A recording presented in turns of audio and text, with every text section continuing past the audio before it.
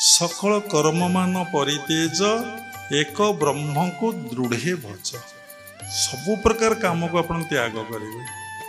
विभिन्न प्रकार व्रत, विभिन्न प्रकार उपवास, विभिन्न प्रकार देवादेवी उपासना, ये सब ठीक किछि भूल नहीं।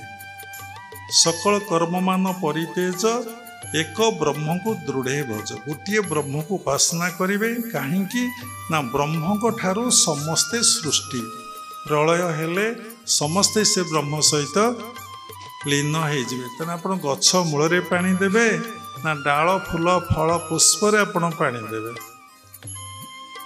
तेणु गछ मूल पानी देले समस्ते पाइबे। तेणु जगन्नाथ नाम उच्चारण कले आपण 33 कोटी देवादेवी नाम उच्चारण है। सबु देवादेवी उपासना है कहले बहुत समय लगे। तेणु सकल कर्म सबु प्रकार को छाड़ी दीक्षा ग्रहण कले गुरु जहाँ आपण को कहले से साधना आपण कर। एक ब्रह्म को दृढ़तार सहित भजन कर। भजन अर्थ नुहे खंजणी धरी खोल धरी हारमोनियम धरी भजन करवा। तेणु एक ब्रह्म को दृढ़े भज। जदि होइब पिंड मुख्य अभक्ष दर्भ को तो भक्ष।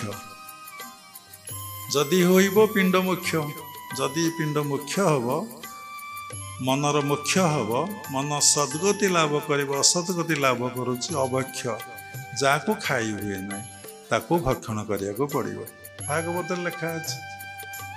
कौन खाई पारती नहीं जे आपण एमती दुनिया रे अच्छी सबू तो आप खाऊ। कुकुर खाऊँ, झिटिपिटी खाऊँ, असरपा खाऊँ। अरे आपण तो खाइले आउट किए खाऊँ ना। विष्टा भी खाऊँ, कौन असुविधा अच्छे। कुकुर विष्टा खाऊँ, काऊ विष्टा खाऊँ, गाई विष्टा खाऊँ, मेढ़ा विष्टा खाऊँ, मनीष भी विष्टा खाऊँ। हाँ कहले असुंदर हम समस्ते शुणुंट ना। मनुष्य केमती विष्टा खाऊँ बुझेदेवी। तेणु अभक्ष्य जहाँ को कई भक्षण करती नहीं। कौन से कथाटी होइथबो सुना एंडुरी ना। सुना एंडुरी किए खाइछ? अभक्ष्य बोले श्वास प्रश्वास, जो श्वास प्रश्वास चलुची ताको भक्षण कर। लिखाई नहीं गोटे छोटिया कथाटे कहीकि बंद करवा। साधनार विघ्न विषय चलो सेमती। माँ को मारिबू खोड़िकी हरिबू, भाई बोऊ संगे पीरती करिबू, तेबे जाइए भव सागरु तरिबू। माँ को मारिबू घरे बोऊ जे अच्छी साधना करिया कहले आग माँ को जीवे बाडेइबे। जहाँ गुरु कही मंत्र मूलम गुरु वाक्य। माँ को मारी बोले माया को मारी। सबू तो माया भगवान को छाड़देले सृष्टि जहाँ देखुंट everything is maya, everything is illusion. जी समय ईश्वर पाखे मन रहा आज्ञा और सहस्रारे आपण से माया रू अतीत। जदि मन रहा, जदि आज्ञा सहस्रा श्वास प्रश्वास मन न रहा ताहले आपण माया रे अच्छे। सबु समय माया, क्या सात्विक माया, क्या राजसिक माया, क्या तामसिक माया। सात्विक माया भजन करवा, कीर्तन करवा, पूजापाठ करवा, सत्संग करवा, ये सब सात्विक माया। अष्टपहर करवा, यज्ञ करवा, आदरा भगवत प्राप्ति, भगवत दर्शन हुए नहीं। आपण देखंतु घृतरे जहाँ देवे, भूल कहले अग्नि रे जहाँ देवे ता पोड़िकी पाउंस हो।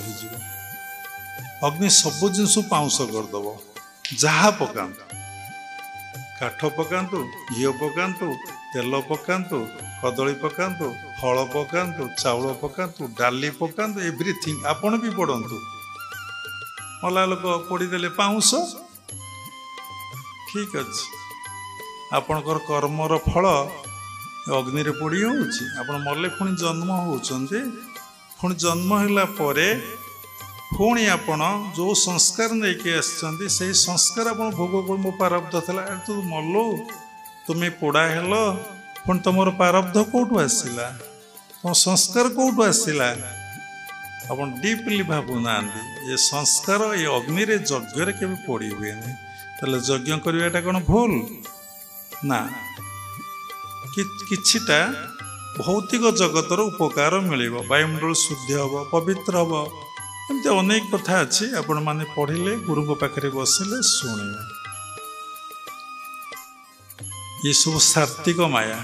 ଅଷ୍ଟପହର କରିବ, ସାମାନ୍ୟ ଯଦି ଖାଇବାରେ ଟିକେ ପ୍ରୋବ୍ଲେମ୍ ହେଇଯିବ, କୀର୍ତ୍ତନିଆ ମାନଙ୍କର ସେ ଗଣ୍ଡଗୋଳ ସୃଷ୍ଟି କରିଦେବେ। ଯଦି ସିରିଏଲରେ ଟିକେ ଭୁଲ ହେଇଯିବ ସେମାନେ ଛାଡ଼ି ପଳେଇବେ।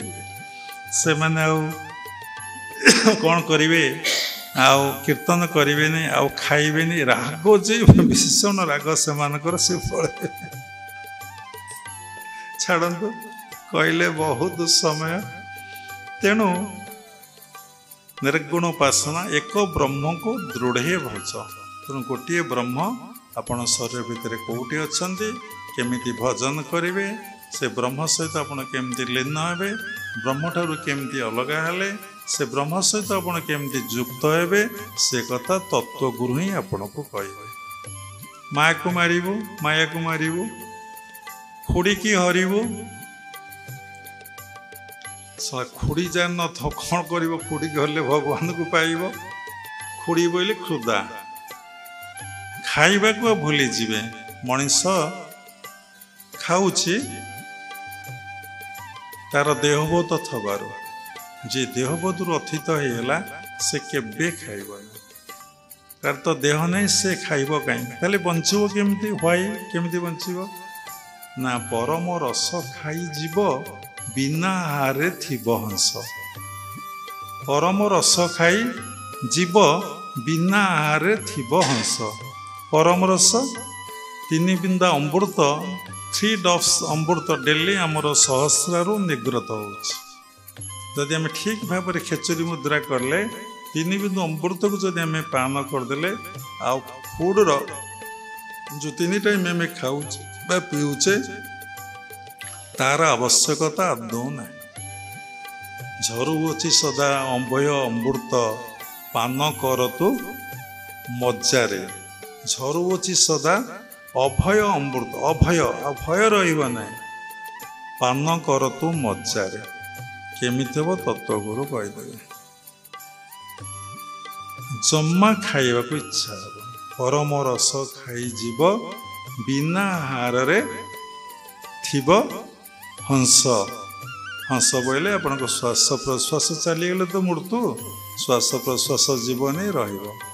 ମାଆକୁ ମାରିବୁ, ଖୁଡ଼ିକି ହରିବୁ, କ୍ଷୁଧାକୁ କେମିତି ଅତିକ୍ରମ କରିବେ। ଯେତେ ଉପରକୁ ଯିବେ ଆପଣ ଖାଦ୍ୟ ପ୍ରତି ଆସକ୍ତି କଟିଯିବ, ମଣିପୁର ଚକ୍ରକୁ ଆପଣ ଅତିକ୍ରମ କରିଯିବେ, ବାସ୍ ଆପଣ ଅନାହାତରେ ପହଞ୍ଚିଯିବେ। ମାଆକୁ ମାରିବୁ, ଖୁଡ଼ିବୁ, ହରିବୁ, ଭାଇ ବୋଉ ସଙ୍ଗେ ପିରତି କରିବୁ। ବଡ଼ ଡେଞ୍ଜର କଥା। ଥାନାକୁ ଯିବ, କୋର୍ଟ କଚେରୀ କେସ୍କୁ ସାଉ, ଭାଇ ବୋଉ ସଙ୍ଗେ କ'ଣ କିଏ ପ୍ରୀତି କରିବ? ଭାଇ ବୋଉ ହେଲେ ଶ୍ୱାସ, ଯେମିତି ଭାଇ ବୋଉ ଦେଖା ଦେଖି ହୁଅନ୍ତି ନାହିଁ। କେତେବେଳେ ଏକରେ ଘରେ ଇଏ ଜାଣୁନାହିଁ, ଏ ଘରେ ଅଛି ଇଏ ଜାଣୁନାହିଁ। କେତେବେଳେ ବାମପଡ଼ାରେ ଯାଉଛି, ଡାହାଣ ପଡ଼ା ଜାଣୁନି, ଡାହାଣ ପଡ଼ାରେ ଯାଉଛି, ବାମପଡ଼ା ବି ତାଙ୍କଠାରୁ ପ୍ରୀତି କରିବ ତ ମନକୁ ରଖିବ। ସେ ଯେମିତି ଯାଉଛି, କେମିତି ଆସୁଛି, ସେଇଠି ମନକୁ ରଖିବ। ଭାଇ ବୋଉ ସଙ୍ଗେ ପିରତି କରିବୁ, ତେବେ ଯାଇ ଭବ ସାଗରୁ ତରିବୁ। ଏ କାମ ସବୁ ଆପଣମାନେ କରୁଛନ୍ତି, ଭବସାଗରୁ କେମିତି ତରିବେ? Is it possible? ନୋ। ଏହା କେବେ ସମ୍ଭବପର ନୁହେଁ, ଏହା କେବେ ହେଇପାରିବ ନାହିଁ।